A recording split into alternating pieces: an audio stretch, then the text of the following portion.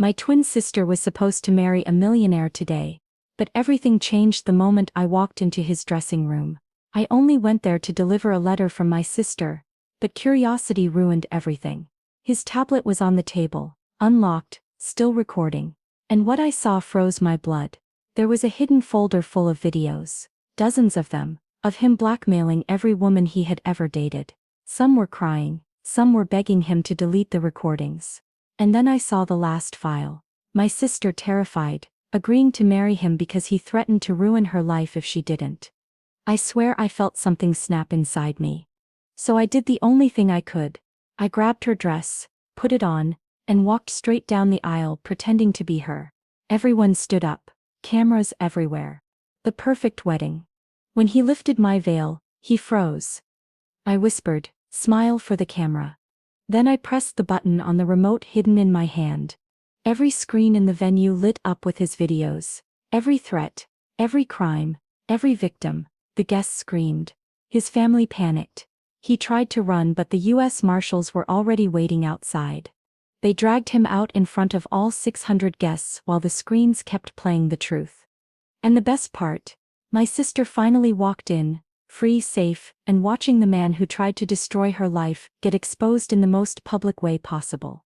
It all started 3 months before the wedding, when my twin sister Isabella showed up at my apartment at 2 in the morning. Her eyes were swollen from crying, makeup streaking down her face in black rivers.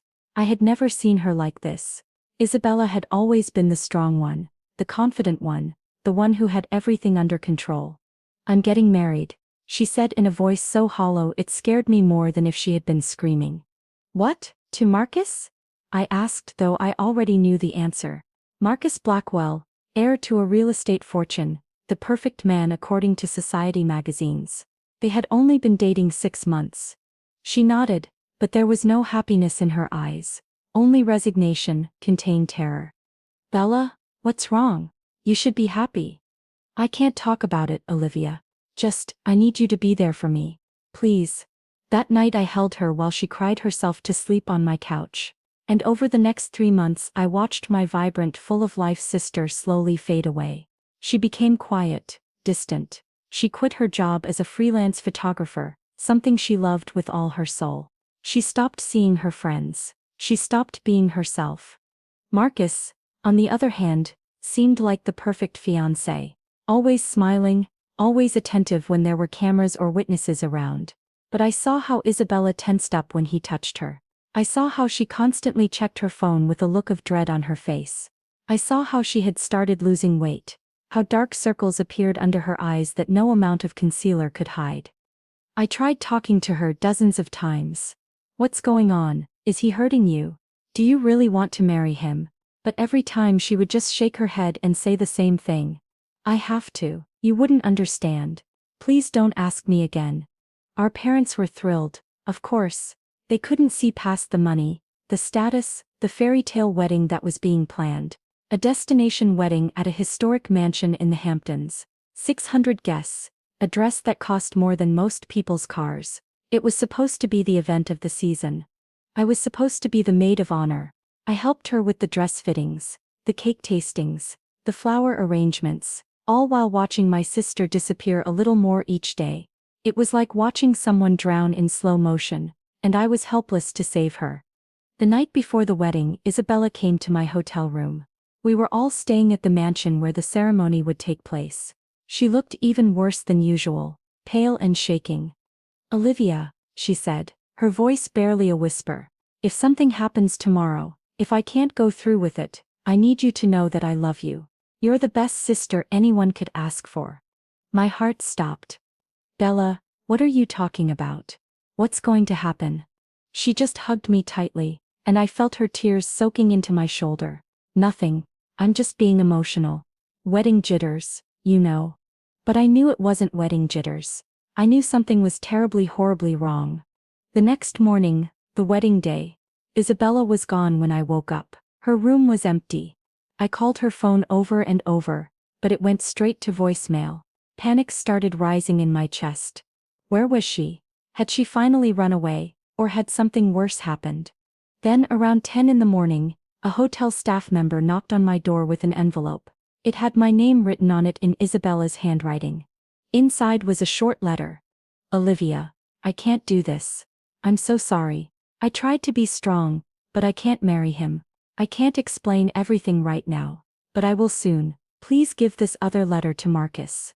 Tell him I'm sorry. Tell everyone I'm sorry. I love you, Isabella.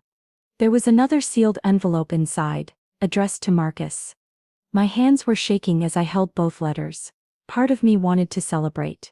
She had finally found the courage to run, but another part of me was terrified. What would Marcus do when he found out? What would our parents say? And what had been going on that made Isabella so desperate to escape? I knew I had to deliver the letter to Marcus.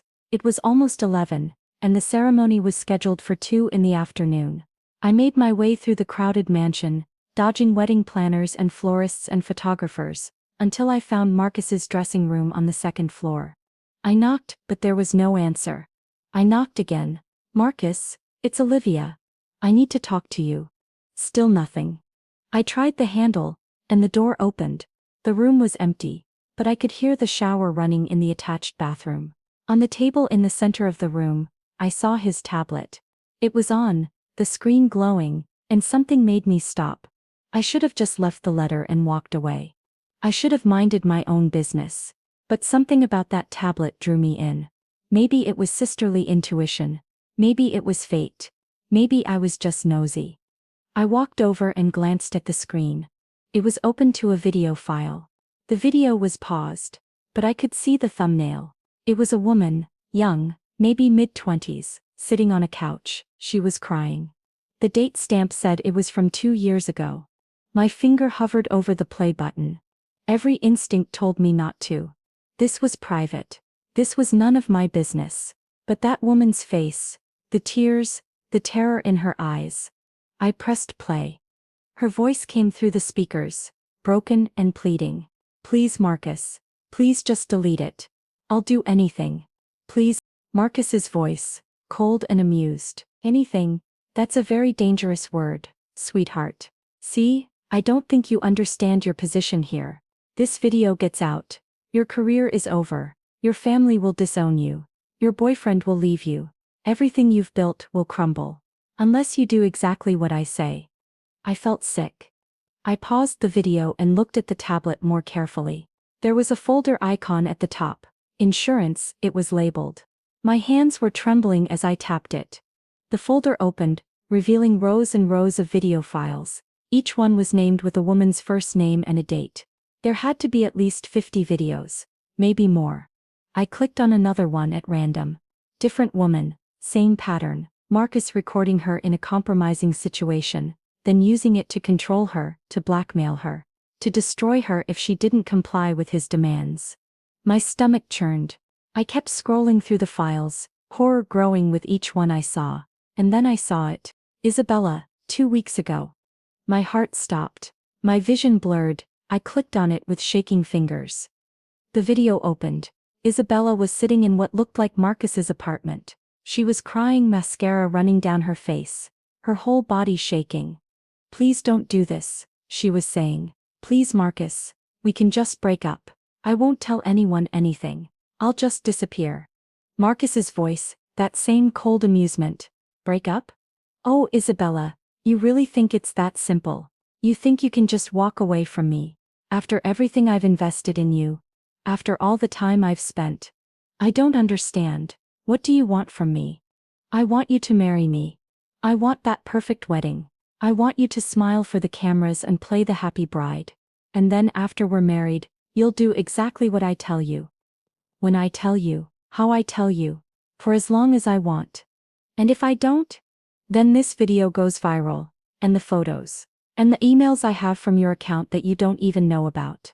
I'll ruin you, Isabella. I'll destroy your career, your reputation, your family's name. I'll make sure everyone knows what kind of person you really are. Even though it's all fabricated, even though none of it's true, by the time I'm done with you, no one will believe anything you say. You're insane. I'm practical. Now, are you going to marry me? Or am I going to send this to everyone you've ever known? There was a long silence. Then Isabella, broken and defeated, whispered, I'll marry you. Good girl. See? This is going to work out perfectly. And Isabella, don't even think about running. I have people watching you. If you try to leave, if you tell anyone, if you do anything I don't approve of, everyone you love will suffer the consequences. Not just you, your parents, your sister, everyone." The video ended. I stood there, frozen, the tablet still in my hands. The shower was still running in the bathroom. I had maybe 2 minutes before Marcus came out. Everything made sense now. The fear, the weight loss, the empty look in her eyes. He had been torturing her for weeks, maybe months, controlling her every move, threatening her into this marriage. And she had finally broken. She had run. Good for her. But Marcus still had those videos. He could still destroy her from anywhere, and he would. I knew men like him. He wouldn't just let her go. He would hunt her down and make her pay for embarrassing him. Unless someone stopped him. I looked down at the tablet again. At the folder full of evidence of blackmail, coercion, possibly sexual assault, possibly worse. This wasn't just about Isabella anymore. This was about all those women, all those victims. An idea started forming in my mind. A crazy, impossible, absolutely insane idea. But maybe crazy enough to work. I heard the shower turn off. I had maybe 30 seconds. I quickly forwarded the entire folder to my own email, then deleted the sent message from his tablet. Then I grabbed Isabella's wedding dress from the garment bag hanging on the door and ran. I made it back to my room without anyone seeing me. I locked the door and leaned against it, my heart pounding so hard I thought it might explode. The dress, the tablet evidence. The ceremony in 3 hours. I looked at myself in the mirror. Isabella and I were identical twins. Same height, same build, same face. Growing up, we had fooled teachers, friends, even our parents sometimes. We knew each other's mannerisms, each other's voices, each other's expressions. If I put on that dress, if I did my makeup exactly like Isabella always did, if I walked down that aisle, no one would know the difference until it was too late. The plan solidified in my mind. It was risky. It was probably illegal. It would definitely cause chaos, but it might be the only way to save my sister and all those other women. I opened my laptop and started downloading the videos from my email. Then I made a phone call. FBI tip line, how can I help you? I took a deep breath. I need to report multiple counts of blackmail, coercion, and sexual extortion.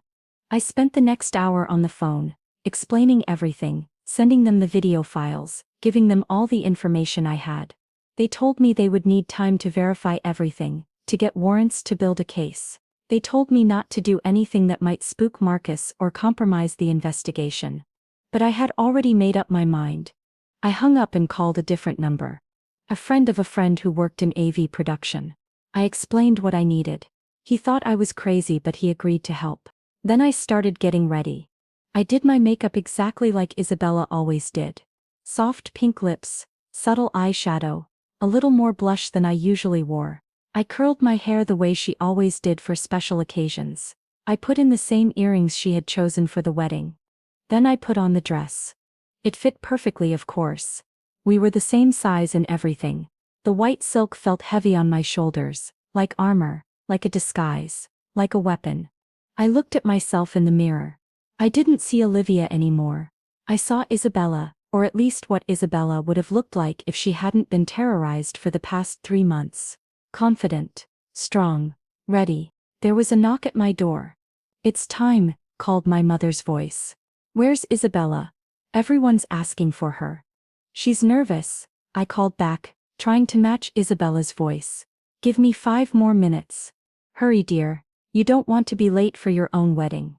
My own wedding. The words made me want to laugh and vomit at the same time. I grabbed the small remote control my AV friend had dropped off earlier, the one connected to every screen in the venue. I slipped it into a hidden pocket in the dress. Then I took a deep breath and opened the door. My mother gasped, "Oh, Isabella, you look absolutely beautiful." I just smiled and let her hug me. The next 20 minutes were a blur. People fussing over the dress, over my hair, over every tiny detail. Photographers taking endless pictures. Bridesmaids giggling and crying. My father appearing in his tuxedo, offering his arm to walk me down the aisle. "Are you ready, sweetheart?" he asked, his eyes glistening with tears. "I'm ready," I said, and meant it. The music started. The doors opened. 600 people stood up and turned to look at me. I saw Marcus at the end of the aisle, standing next to the officiant. He was smiling that charming smile he always wore in public. The smile that hid a monster. I started walking, step by step, getting closer. My hand was in my pocket, fingers wrapped around the remote control. Marcus's smile grew wider as I approached. He thought he had won. He thought Isabella had come back. He thought he had broken her completely. I reached the altar. My father kissed my cheek and handed me over to Marcus. I took Marcus's hands, and his smile faltered for just a second. He was looking at me closely now. Something in my eyes, maybe, something different. But then the officiant started speaking, and the moment passed. "We are gathered here today to witness the union of Marcus Blackwell and Isabella Chen in holy matrimony." I barely heard the words. I was focused on Marcus, watching him, waiting for the right moment. The officiant droned on about love and commitment, and partnership, about trust and honesty and faith. The irony was almost funny. Finally, we reached the moment. "Marcus, you may now lift the veil and kiss your bride." Marcus reached for my veil, his fingers brushing my cheek. He lifted it slowly, dramatically, playing to the cameras. And then he saw my face, really saw it. For a split second, confusion flashed across his features. His eyes widened slightly. His smile froze. He knew, somehow he knew I wasn't Isabella. I leaned in close, as if for the kiss, my lips nearly touching his ear, and I whispered the words I had been rehearsing all morning. "Smile for the camera." Then I pulled the remote from my pocket and pressed the button. Every screen in the venue, all 50 of them, lit up at once, the decorative screens showing romantic photos of the happy couple. The screens by the bar, the massive projection screen behind the altar. All of them flickered to life. And they all started playing the same thing. Marcus's videos, his crimes, his victims. The first one that came on was a young woman, maybe 23, crying and begging, "Please, Marcus, please don't send those photos to my boss. I'll lose everything." The gasps started immediately. People turning to look at the screens, confused murmurs rippling through the crowd.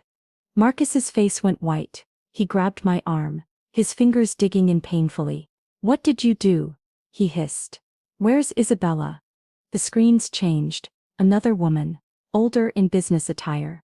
"You're destroying my life. Please. I have children." People were standing up now, pointing. Some were pulling out their phones, recording. The murmurs became shouts. "Turn it off."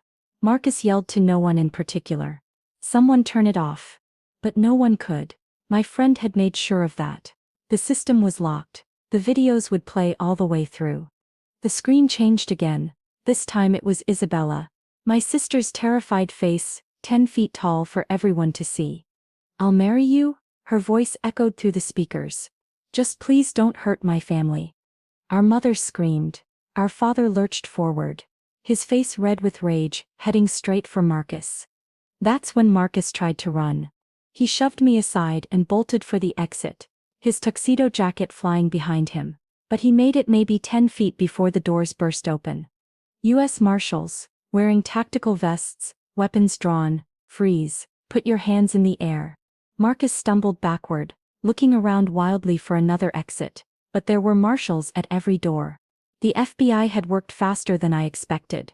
They had been ready. "Marcus Blackwell, you're under arrest for multiple counts of extortion, blackmail, coercion and sexual assault. Put your hands behind your head and get on your knees." The screens kept playing. More women, more victims, more evidence. Some guests were crying, some were shouting. Marcus's parents were trying to push through the crowd, screaming about lawyers and defamation. But Marcus was on his knees now, hands cuffed behind his back, while 600 people and dozens of cameras watched the truth unfold on every screen in the room. I stood there at the altar, still in my sister's wedding dress, and watched the man who had tried to destroy her get dragged away by federal agents. That's when I heard the click of heels behind me. I turned, and there she was. Isabella, standing in the doorway, wearing jeans and a simple jacket. Her hair was pulled back. No makeup, but her eyes were clear for the first time in months. She walked toward me, past the chaos, past the shouting, past the marshals putting Marcus into custody. She walked right up to me and pulled me into the tightest hug I had ever felt. "Thank you," she whispered. "Thank you, thank you, thank you." Behind us the screens finally went dark. The videos had all played, every victim, every threat, every crime. And Marcus Blackwell, the perfect catch, the millionaire prince, the man every woman supposedly wanted, was being escorted out of his own wedding in handcuffs, while the evidence of his monstrous crimes echoed in the stunned silence he left behind. Isabella and I stood there, holding each other, two identical women in very different clothes. And for the first time in 3 months, I heard her laugh. It was over, she was free. They were all free. And I had been right about one thing. It was definitely the event of the season.